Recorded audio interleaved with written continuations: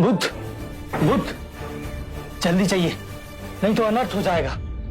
अहिंसक को लोग मार रहे हैं। मारो, मारो, मारो, मारो, मारो इसको, उंगली मार, अपने आप को छू का चोला पहन, भिक्षु समझता है, मारो जब तक इसकी प्राण नहीं निकल जाती।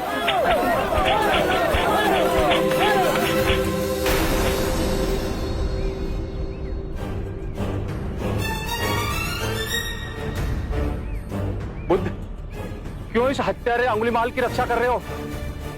कितने लोगों की जाने ली है इसने? अब ये अंगुलीमाल नहीं, इसका नाम अहिंसक है। आप ही की तरह एक मानव। ऐसा आदमी कभी नहीं बदल सकता।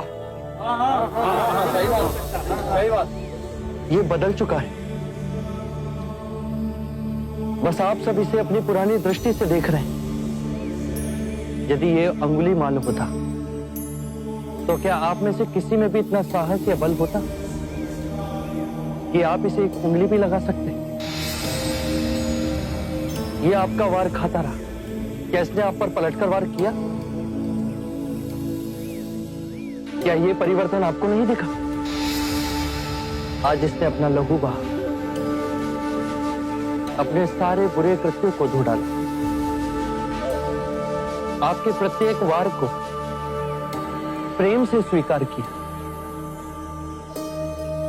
परंतु अपने मन में क्रोध और प्रतिशोध की भावना को नहीं जागने दी। ये तो बदल गया, अब आप कब बदलोगे? ये परिवर्तन मैंने स्वयं देखा है बुद्ध। आप में से कौन ऐसा है जो दूसरों के दुख में दुखी हो, दूसरों की पीड़ा सहन ना हो तो उसे हर प्रकार की सहायता करे? ये इस भिक्षु ने किया है। पिछले सप्ताह एक व्यापारी अपनी पत्नी को लेकर जा रहा था। उसकी पत्नी प्रसव पीड़ा में व्याकुल थी। मैं भी दौड़ी दौड़ी गई थी। बस पुत्री, थोड़ी देर और, तुम साहस मत छोड़ना। बस थोड़ा सब्र कर। ये कैसे चित्त? हे प्रभु, इस धन्यवाद में कौन हमारी सहायता करेगा?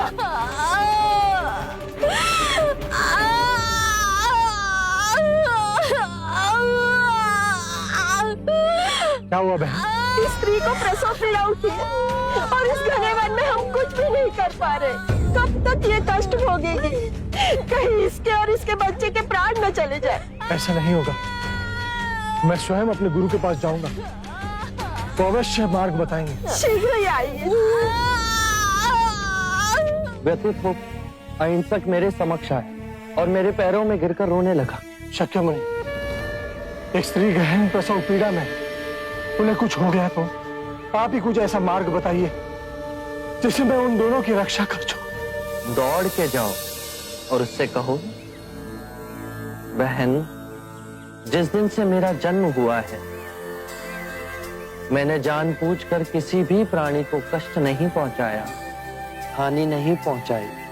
मेरे सत्कर्म तुम्हारा सुरक्षा कवच बने, आपकी और आपके शिशु की रक्षा करें। ये तो झूठ होगा प्रभु। सत्य तो ये है कि मैंने आज तक बहुत से प्राणियों को कष्ट पहुंचाया है। अगर मैंने ऐसा कहा तो वो माता और शिशु तुरंत ही प्राण त्याग देंगे। तो तुरंत जाओ और स्त्री से कहो कि जिस दिन से मेरा धर्म में पुनर्जन्म हुआ है उस दिन से मैंने किसी भी प्राणी को कष्ट नहीं पहुंचाया, हानि नहीं पहुंचाई। मेरे सत्कर्म आपका सुरक्षा कवच बने और आपके शिशु की रक्षा करें।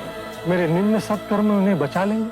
अवश्य, ये तुम्हारी अपनी कमाई है, या तो इसे तुम स्वयं के लिए बचा के रखो या किसी पराये के लिए त्याग कर दो। अपने कमाए सत्कर्म को किसी पराये पर न्योछावर करने के लिए अहिंसक ने एक क्षण नहीं सोचा। धीरज, हे भगवान सहायता कर हमारी। थोड़ी देर और बच्चा। बस पुत्री, हो गया। बहन, जिस क्षण से मैं भिक्षु बना उसके पश्चात मैंने कोई ऐसे कर्म नहीं किए जिससे कोई प्राणी को हानि पहुंचे या कोई कष्ट पहुंचे। मेरे सब कर्म आपके लिए सुरक्षा कवच बने। आप दोनों की रक्षा करें।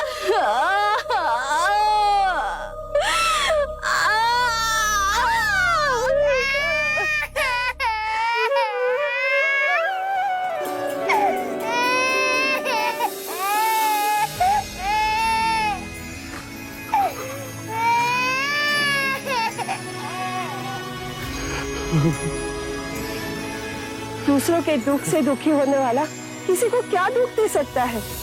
यदि ये मन का सच्चा न होता तो वो स्त्री कब के अपने प्राण त्याग चुकी होती। इन्हें मत रोकिए बुद्ध, मारने दीजिए। तब तक मारने दीजिए जब तक कि इनके मन का क्रोध शांत ना हो जाए। कर्म और गुणों के भंडार हो तुम।